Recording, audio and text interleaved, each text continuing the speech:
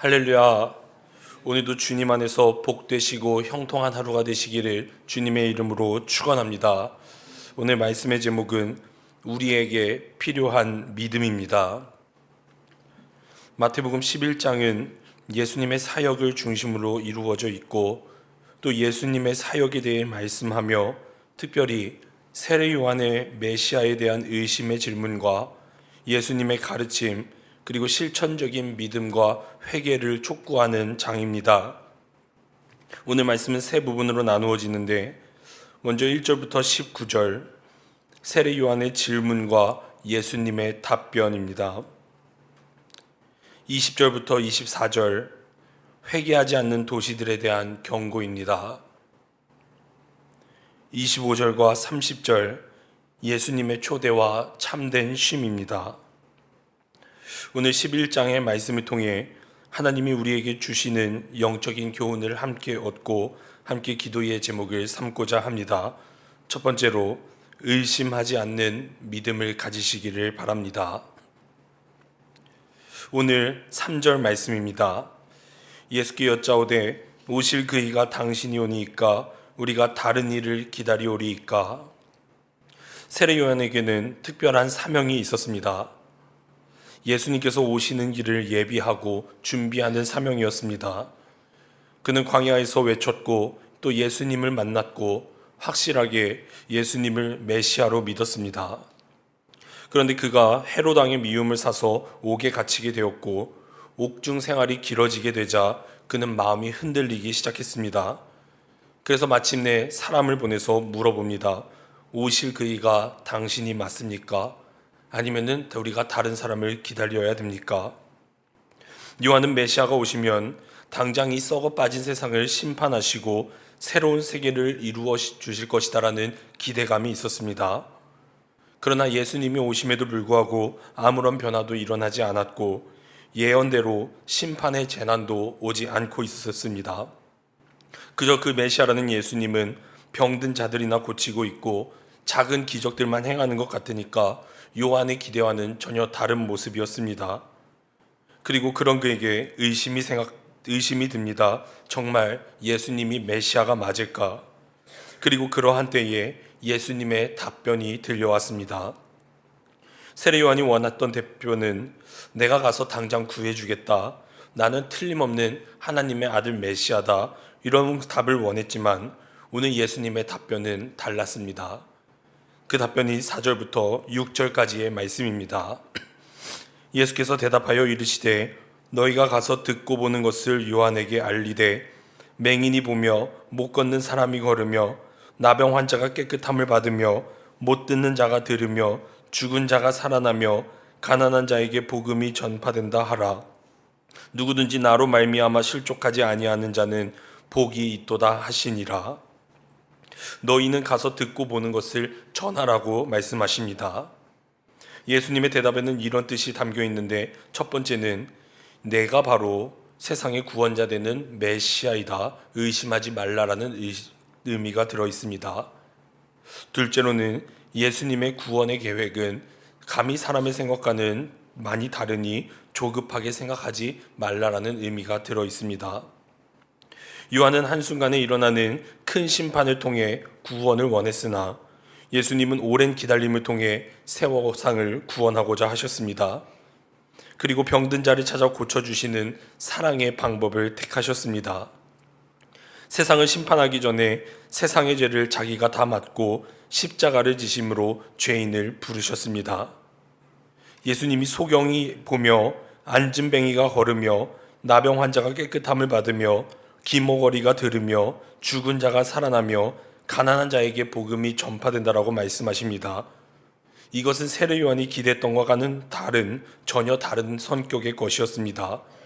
그 기적에는 어떠한 심판도 없고 어떠한 파괴도 없었으며 저주와 보복도 없었습니다.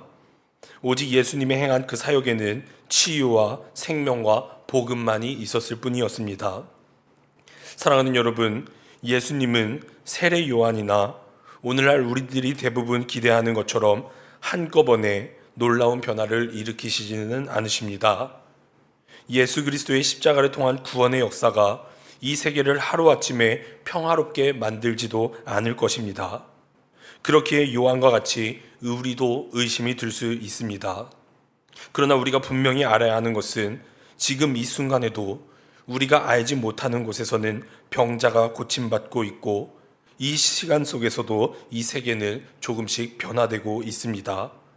사랑의 복음이 사람들을 조금씩 변화시키고 있습니다. 지금 이 세상은 아직도 많은 문제와 큰 문제 가운데에 있습니다. 그럼에도 불구하고 하나님은 지금도 일하고 계신 것을 믿으시기를 바랍니다. 간절히 바라기는 지금도 세상을 변화시키시고 계신 그분의 일하심을 전적으로 믿으시고 그 일하심 가운데 거하셔서 함께 세상을 복음으로 변화시키는 데에 앞장서시는 우리 광림의 모든 권속들이 되시기를 주님의 이름으로 축원합니다. 두 번째로 천국을 침노하는 믿음을 가지시기를 바랍니다. 12절 말씀입니다. 세례 요한의 때부터 지금까지 천국은 침노를 당하나니 침노하는 자는 빼앗느니라. 오늘 이 말씀은 더 큰 열정을 가지고 천국을 취하려는 그 사람만이 천국을 소유하게 될 것이다라는 하나님의 말씀입니다. 사랑하는 여러분, 천국을 얻기 위해서는 침노하셔야만 합니다. 모든 여러분들이 갖고 있는 수고를 아끼지 말아야 하고 천국을 빼앗기지 않기 위해서도 우리는 수고를, 섬김을 멈추지 말아야만 합니다. 내가 지금 옛사랑을 잃어버리고 내 안에 주님을 향한 사랑이 사라지며 주님의 전을 찾는 발길이 점점 멀어지고 있었다면 내가 지금 혹시 영적으로 침노를 당하고 있지는 않았는가 생각을 하셔야만 합니다. 그러므로 그런 삶을 살아가고 있다면 열정을 다시 회복하고 돌이키셔야만 합니다. 천국은 믿음으로 거저받는 것입니다. 그러나 그럼에도 불구하고 하나님께서 주시는 선물을 받기 위해 우리는 열정을 가지고 또 그것을 추구하고 그 선물을 받기를 사모하는 마음을 가지고 있어야만 합니다. 우리들의 영적인 노력도 없이 천국을 쟁취할 수는 없습니다. 누가복음 18장 1절에 어느 도시에 홀로 사는 여인의 이야기를 들려주셨습니다. 남편이 죽은 후에 홀로 도움도 없이 힘들게 살아가면서 이 여인의 억울한 소원을 들어줄 사람이 없어서 재판장에게 갔으나 그는 도대체 자비로운 마음이 없기 사람이 때문에 도움을 어디서도 받을 수가 없었습니다. 그러나 날마다 애원하고 날마다 부르짖는 그 여인의 호소에 도저히 재판장이 견디다 못해 들어줍니다. 그리고 우리에게 주시는 영적인 메시지는 그렇게 무자비한 사람도 꾸준히 애원하고 꾸준히 도움을 요청하면 들어주는데 어찌 하늘 아버지께서 자녀들의 부르짖고 애타는 그 기도를 듣지 아니하시겠는가? 반드시 그 소원을 들어주시겠다라고 말씀해 주셨습니다. 사랑하는 여러분, 우리는 성화의 과정을 걸어가고 있는 성도들입니다. 이 과정을 살아가면서 영적인 생활에 있어서 끝까지 애를 쓰셔야만 합니다. 예배에 참석하려고 힘을 내야 합니다. 하나님 앞에 부르짖어야 합니다. 열심을 다해서 기도하고 하나님 앞에 나아가서 애원하셔야만 합니다. 오늘날 이 한국교회는 간절한 부르짖음이 어느 때보다 필요한 줄로 믿습니다. 요한계시록 3장 19절 말씀입니다. 물은 내가 사랑하는 자를 책망하여 징계하노니 그러므로 내가 열심을 내라 회개하라. 사랑하는 여러분, 오늘 하나님께서는 열심을 내라라고 말씀해 주십니다. 회개하는 마음으로 열심을 내라, 지금보다 더 뜨거워지라라고 명령하고 계십니다. 영어 성경을 보시면 천국은 침노하는 자의 것이다, 이 말을 폭풍처럼 천국 문을 향해 몰려 들어가는 자만이 천국에 들어갈 수 있다라는 표현을 갖고 있습니다. 폭풍이 몰아치듯 천국을 향해 달려나가는 그런 열정을 소유하시기를 간절히 바랍니다.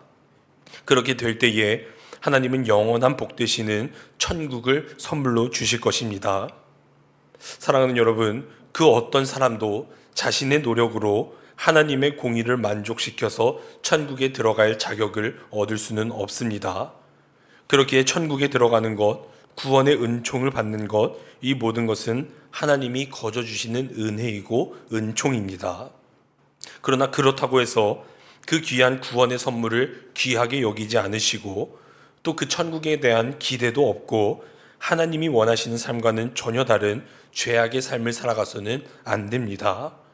간절히 바라기는 천국은 침노하는 자들이 들어간다라는 오늘 하나님의 말씀처럼 늘 여러분들의 삶 속에서 영적으로 애를 쓰시고 늘 하나님 앞에 부르짖으시고 하나님 나라의 확장을 위해 헌신하시는 우리 모든 성도님들이 되시기를 주님의 이름으로 축원합니다.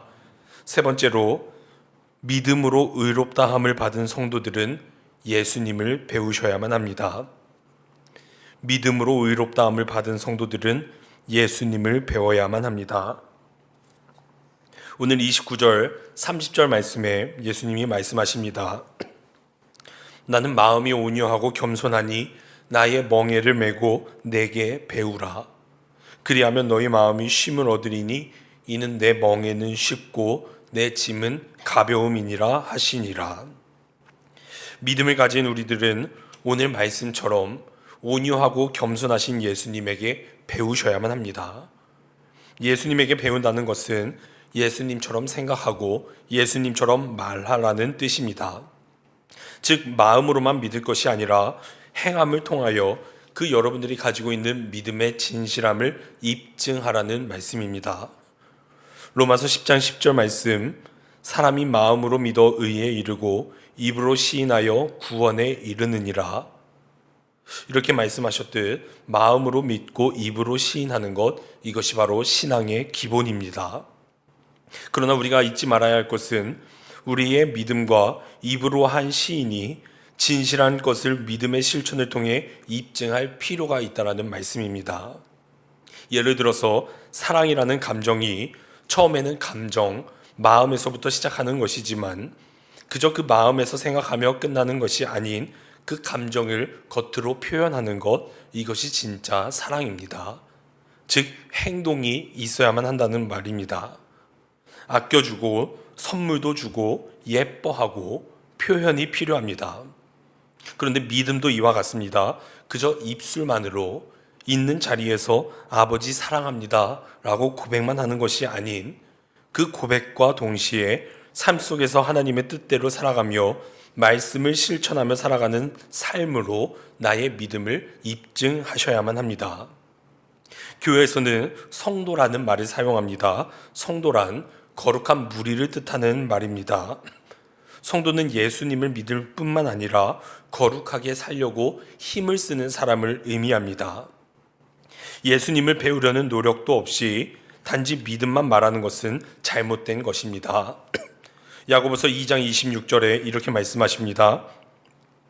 영혼 얻는 몸이 죽은 것과 같이 행함이 없는 믿음은 죽은 것이니라. 행함이 있는 믿음으로 살아가게 될 때에 우리는 참 자유와 참 안식을 누릴 수 있습니다. 우리는 예수님처럼 하나님 아버지를 온전히 믿고 하나님 앞에 맡기셔야만 합니다. 예수님처럼 온유하고 겸손한 마음을 가지셔야만 합니다. 예수님처럼 이웃을 사랑하고 섬기셔야만 합니다. 우리가 그렇게 예수님에게서 배워 예수님처럼 살아가게 될 때에 마음의 쉼을 누리게 된다는 말씀입니다. 오늘 30절, 내 멍에는 쉽고 내 짐은 가벼움이라. 예수님과 함께 그의 멍에를 지라고 하셨습니다. 멍에는 짐을 끌기 위한 도구입니다. 멍에 그 자체가 짐이기도 하지만 함께 멍에를 짐으로써 짐을 가볍게 하는 역할을 해냅니다. 즉 예수님과 함께 멍에를 지는 것은 예수님과 함께 짐을 지는 것을 의미합니다. 전능하신 하나님과 멍에를 지고 짐을 끌어가게 될 때에 어떤 무거운 짐이라도 짐을 너끈히 지게 될 수 있습니다. 그러므로 예수님의 멍에를 예수님과 함께 지게 될 때에 우리의 모든 짐이 수월해진다는 것을 믿으시기를 바랍니다.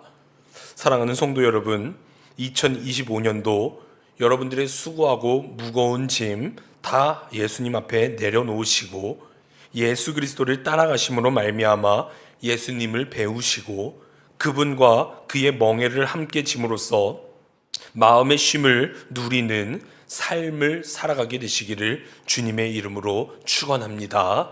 기도하시겠습니다.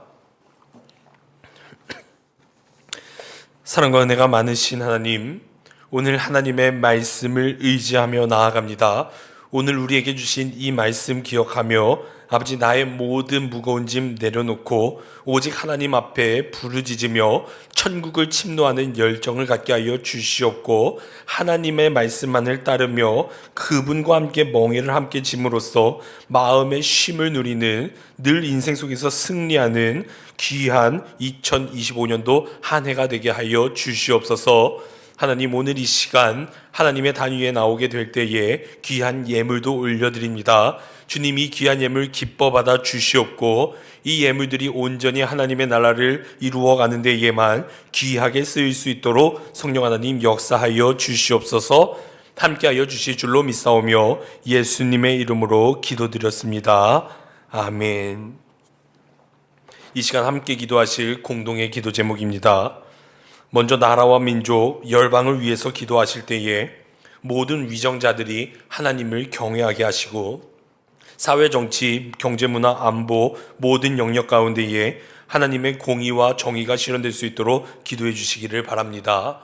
특별히 차별금지법 속에 독소 조항이 삭제되게 하여 주시고, 기독교 학교의 권한 이념이 올바르게 세워지며 하나님의 창조 질서를 거스르는 세상의 모든 악한 법들이 재개정될 수 있도록 기도해 주시기를 바랍니다.